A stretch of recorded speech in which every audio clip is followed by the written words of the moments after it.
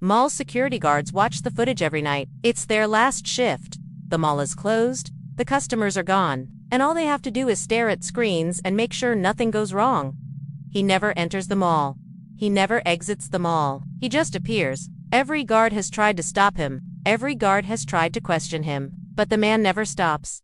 He just keeps walking past the cameras. It's boring. It's repetitive.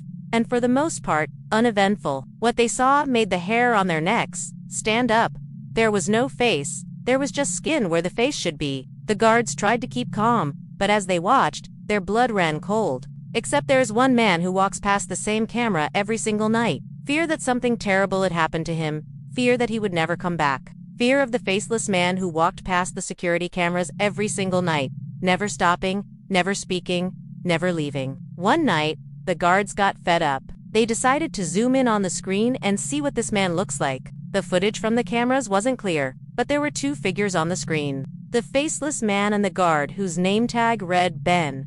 On one of the screens, they saw the faceless man enter on another screen, they saw the door to the stockroom close. The faceless man was walking away from the camera with Ben's hat in his hand. The faceless man stopped in front of the camera and slowly raised his hand. The police interviewed the other guards, but they all said the same thing.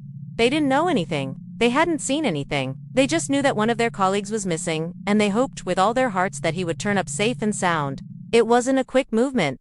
It wasn't a sudden movement. It was slow and deliberate. The missing guard was found in the back of the stockroom, slumped over some boxers, his name tag lying on the ground next to him, his face pale, his eyes wide with terror, and as he raised his hand, something terrible happened. The lights in the room went out.